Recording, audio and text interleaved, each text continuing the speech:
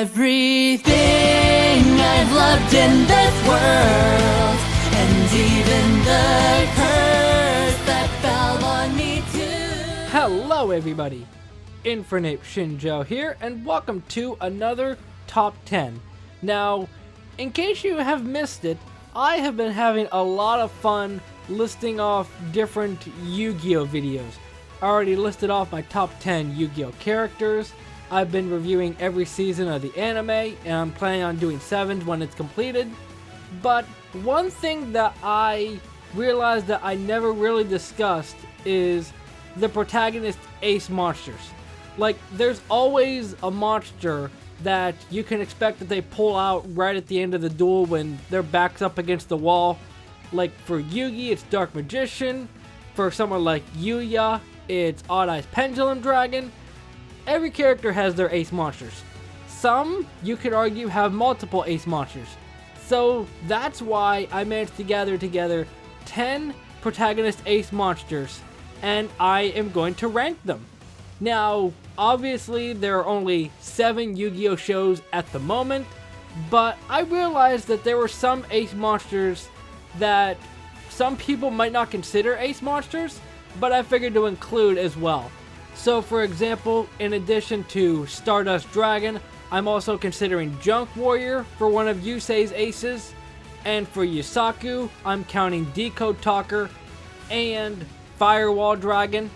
And for Jaden, even though this one's a little bit of an odd one, even though Neos is clearly his ace, I feel like it was interesting to put Elemental Hero Flame Wingman in as well, because he's the monster that he brought out in his very first duel going into Duel Academy.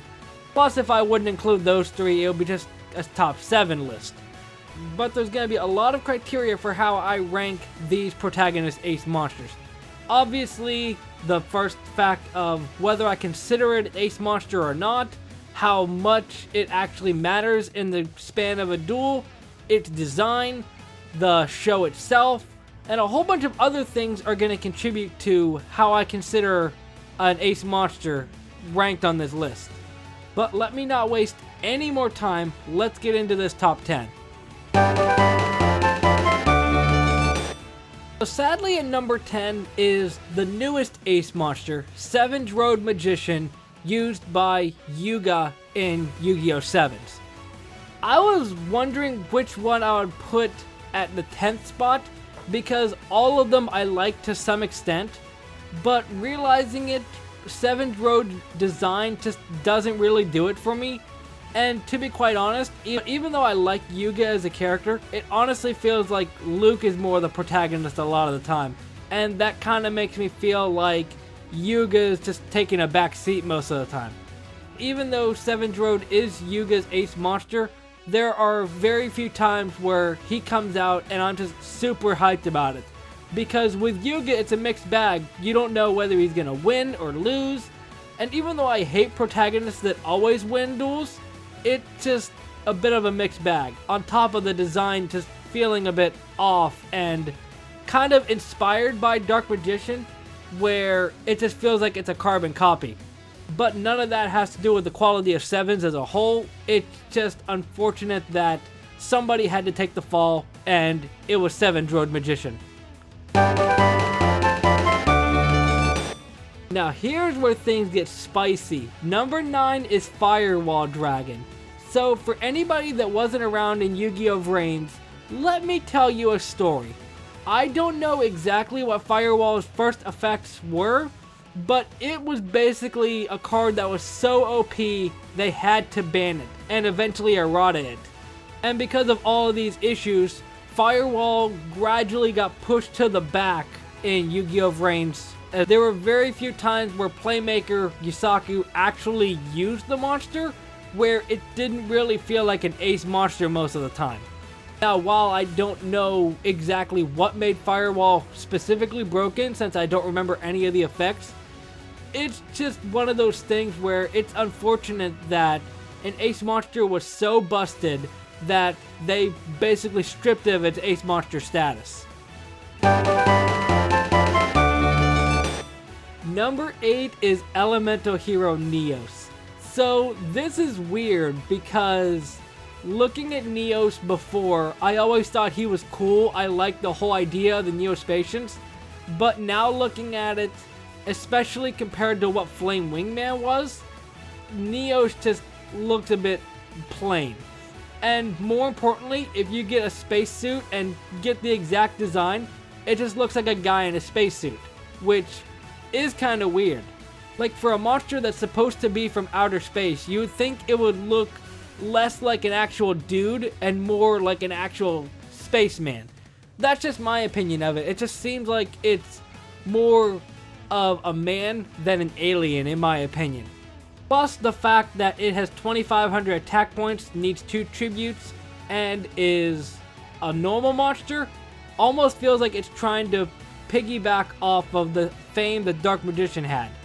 Especially with the attribute, because Neos is a warrior, Dark Magician's a spellcaster, Dark Magician's dark, Neos is light. Almost feels like a bit of a parallel. Number 7 is number 39, Utopia. Now, this is where things get tricky, because those last few, while it was a little bit tricky to figure out where to place them, I knew that they weren't going to make the top 5. But from this point on was a little bit more challenging for me to figure out where I was going to place all of them. And unfortunately, Utopia had to be the one that takes the fall here. Now, I like Utopia's design. I like the whole aspect of it being a number monster and being Yuma's ace, and as well his traditional block Utopia's own attack and then double or nothing to power it up to 5,000 is really cool. But it's just boiling down to the fact that the other monsters here just look way cooler, in my opinion, that Utopia unfortunately had to only take 7. Number 6 is Decode Talker. Now, I will get this out of the way. I like the purple-blue sort of armor that it has going on. I like Decode Talker as a monster, but at the same time, the sword just takes me out of it a bit. Now, I get it's supposed to be a whole virtual thing, but if it had an actual sword, it would look a little bit cooler in my opinion. And the fact that I didn't really care too much for Vrains or a lot of the monsters anyway, since they introduced this new Cyberse type that I knew nothing about. At the end of the day, it's the same thing with Utopia, where I like the design, but I just like the other ones more. Number 5 is Junk Warrior.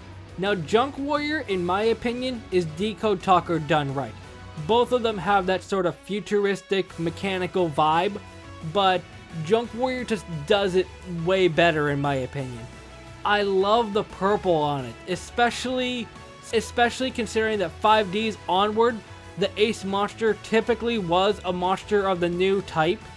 I feel like Synchros being around, right, in my opinion, the golden age of Yu-Gi-Oh! For me, because I loved using Synchro monsters, and Junk Warrior being the one that just looks absolutely amazing. And the fact of Yusei summoning Junk Synchron, bringing back Speed Warrior, tuning them for Junk Warrior, and all of the times that he won with Junk Warrior by using Synchro Spirits or Armory Arm or any sort of card to power it up to take down Drax Red Dragon Archfiend, amazing. But just like before, I just prefer the other ones more. Number 4 is Odd Eye's Pendulum Dragon. This is probably the only time that I'm gonna put Arc 5 this high up on a list. So, I had a lot of problems with Arc 5 as a show, but I gotta admit, I'm a sucker for giant dragons. I love blue eyes, I love red eyes. Dragons are just like a giant weakness, especially with Fuecoco, the new starter in Pokemon Scarlet and Violet, looking like a baby version of this, and the 2 different color eyes just look really cool.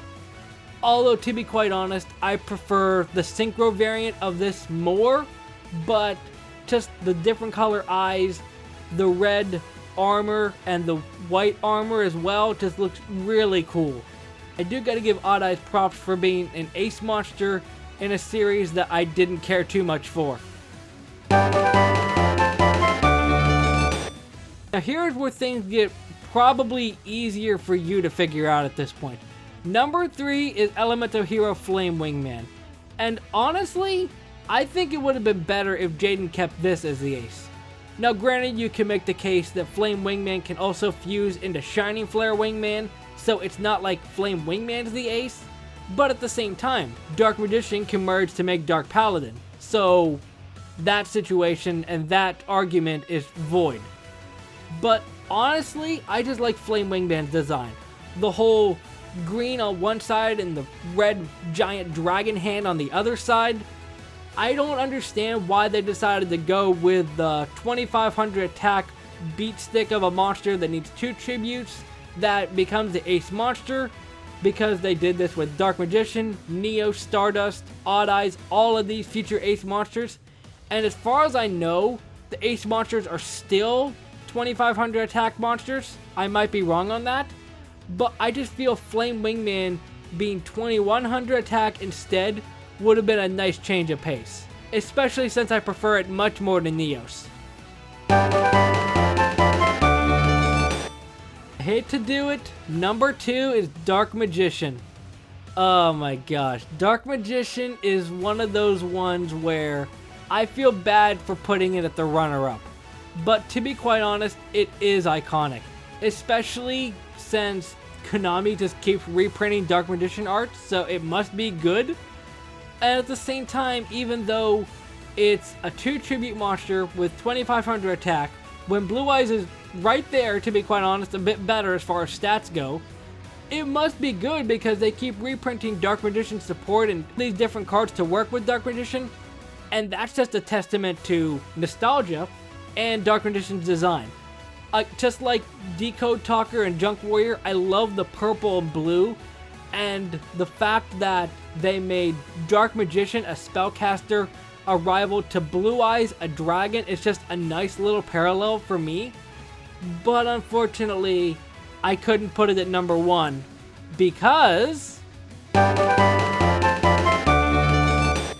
number 1 is Stardust Dragon. I wasn't sure what was going to be number 1 at first, but the more I chopped down where everything was gonna go, I had a feeling Stardust was gonna be number 1. I had a feeling it was gonna be Stardust versus Dark Magician fighting for the number 1 spot. And unfortunately, Stardust just has to take the number 1 spot. It's just a really good monster. Like I said before, I'm a sucker for giant dragons. I'm a sucker for Yu-Gi-Oh! 5Ds. Stardust effect is amazing. Anytime anything will be destroyed, you can just sacrifice him and it immediately stops the effect. And he comes back. And he's got upgraded forms with Majestic Star Dragon, Shooting Star Dragon, all of these different dragons. And as well, Yusei's a really cool character as well. I'll be ranking rival ace monsters, which I think I actually could. Some of them might be questionable, but I could do a list like that. I feel like Red Dragon would definitely be up there because I prefer Red Dragon to Stardust. But as far as protagonist ace monsters, it's my absolute fave. But that was my top 10 protagonist ace monsters list. And if there are any that you disagree with, then you can let me know your ranking down in the comment section. Like I mentioned before, if you want me to do a top 10 or even a top 7, I'm not sure how you could make it, of the rival ace monsters. So Kaiba with Blue Eyes, Chaz with, well, I guess that depends on if you consider Chaz a rival. But if you want me to do one like this with the rival ace monsters, I can do that.